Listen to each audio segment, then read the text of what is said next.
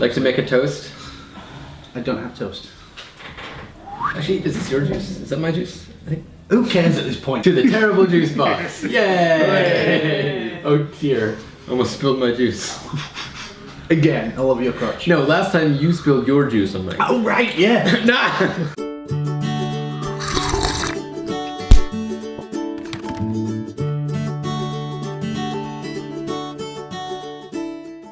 So hello world, we're currently in Amsterdam at the Café Del Mar.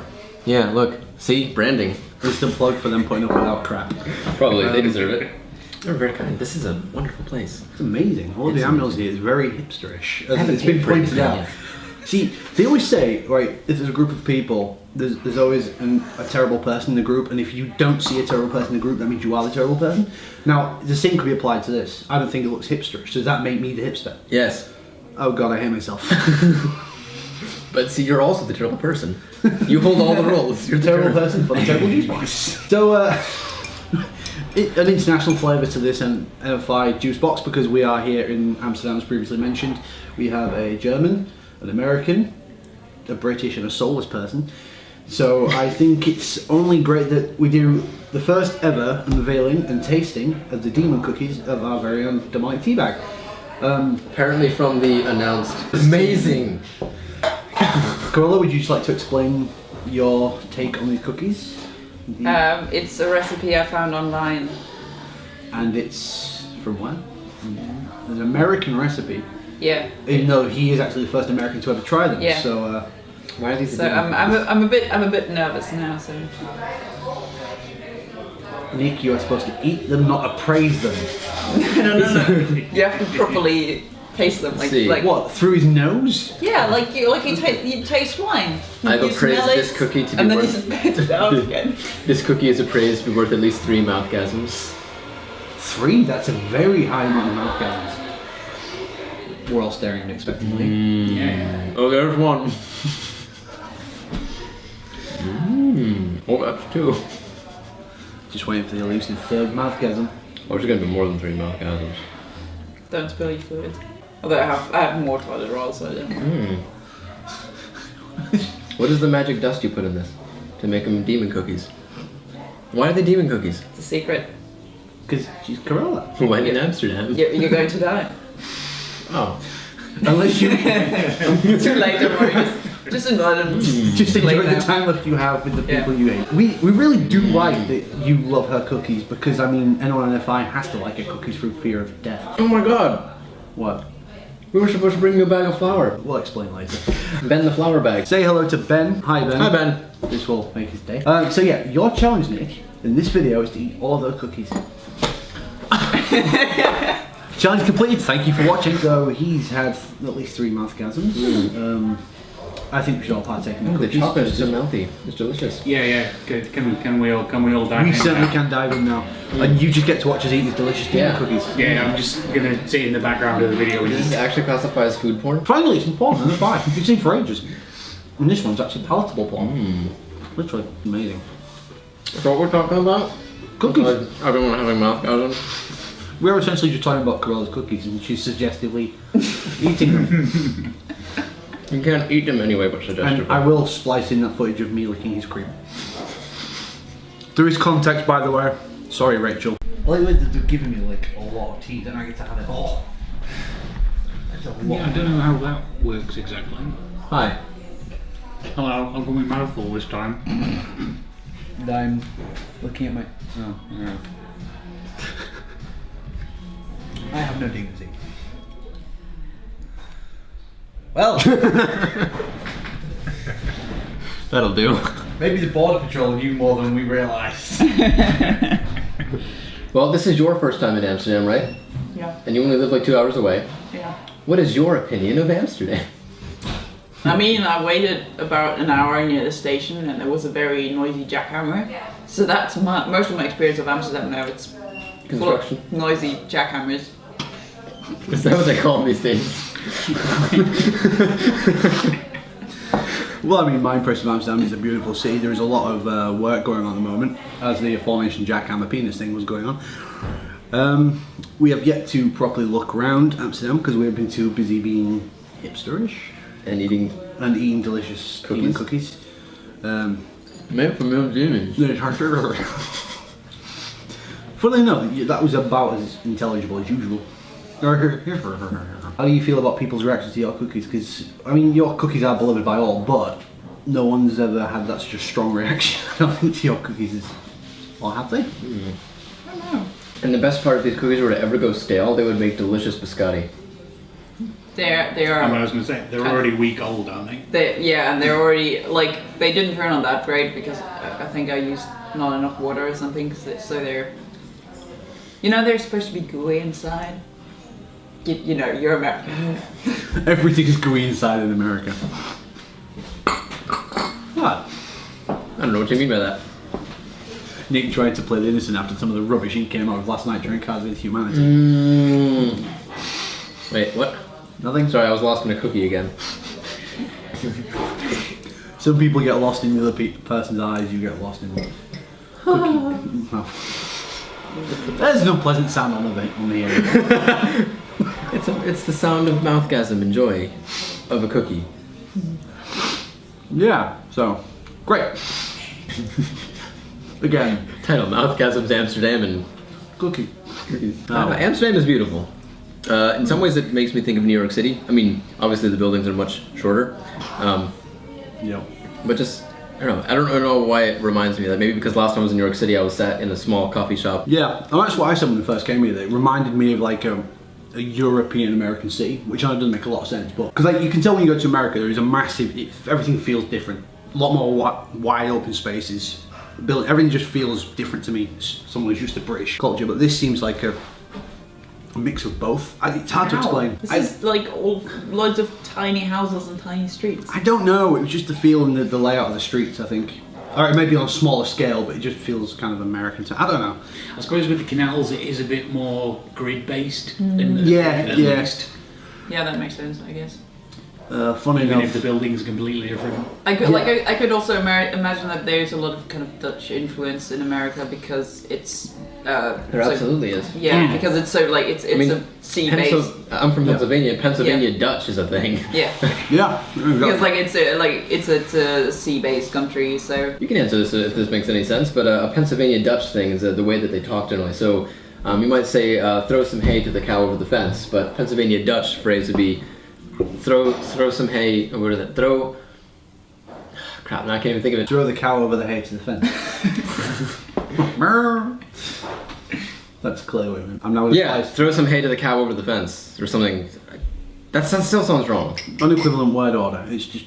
Yeah, unequivalent word order. Is that a thing? I don't know what I'm talking about. No. No. Okay. Fine. Goodbye. You mix up the Good day. Regular word order. The word order as opposed to like you use it different from English. Like you're mixing the subject and the verb up. Because the cow is the subject, the verb is throw. Throw some hay to the cow over the fence.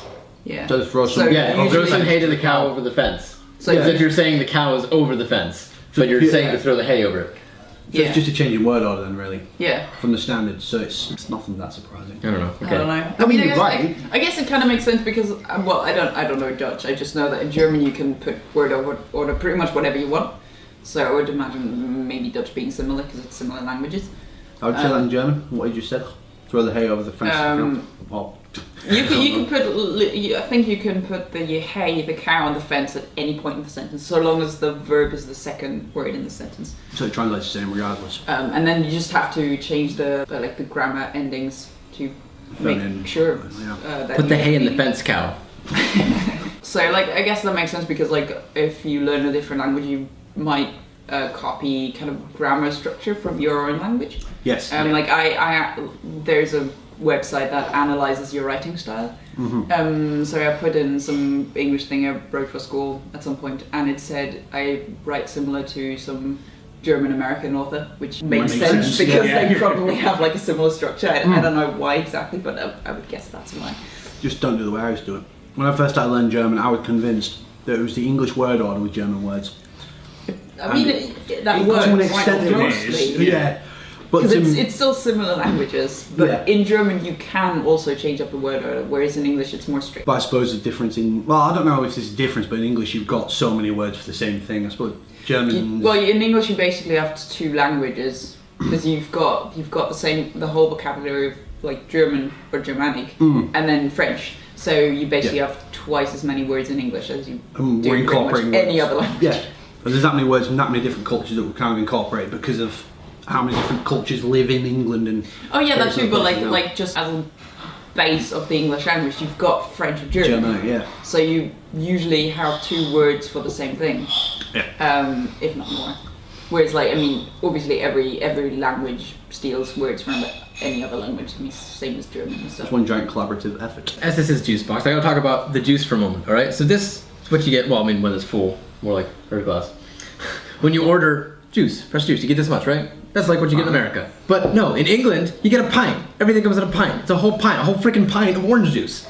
And I've never seen so much orange juice in glass at a restaurant. we were sat in the pub, or tavern as he calls it, and the pint comes and his eyes go wide. So much juice really loudly in the middle of the pub.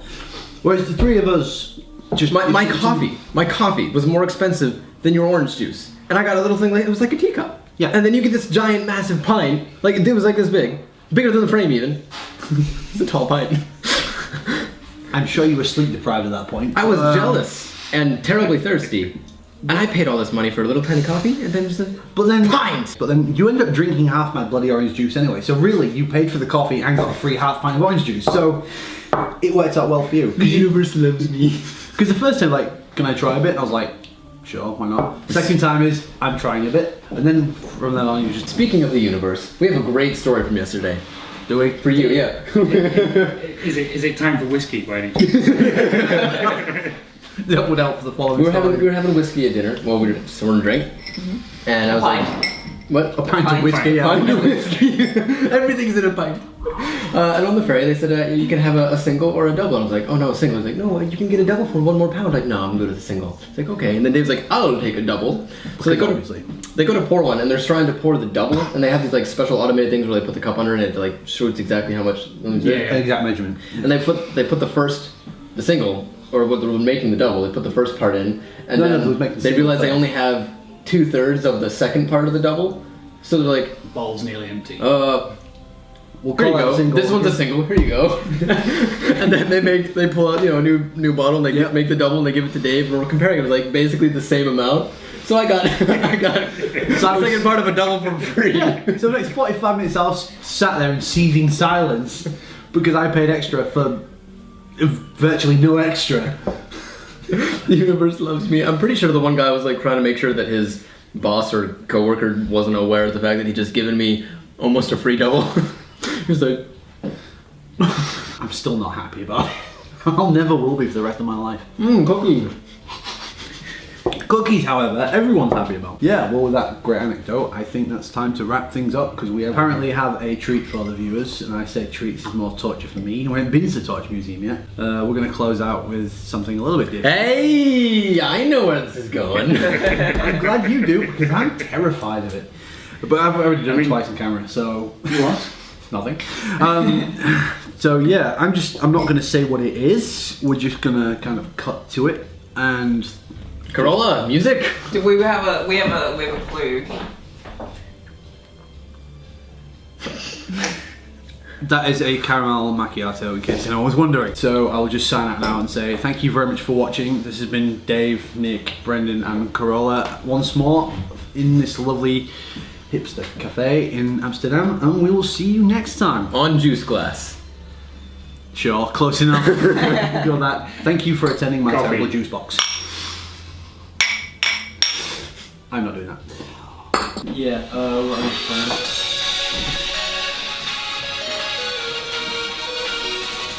you did it one day.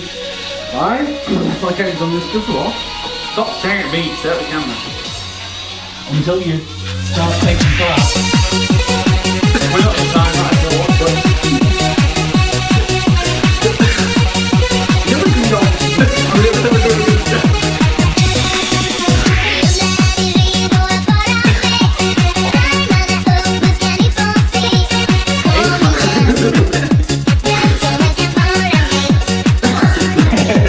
Just